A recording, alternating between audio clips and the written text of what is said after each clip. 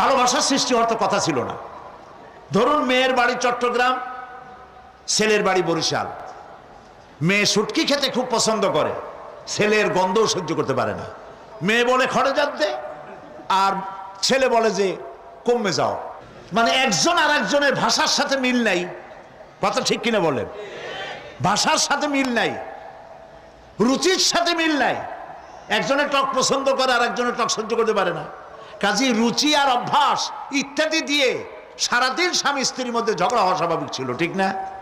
আল্লাহ পাক বলেন, সেখানে আমি এই স্বামী স্ত্রী যখন হয়ে যায় তখন দুজনের মধ্যে আমি ভালোবাসার সৃষ্টি করে দেই।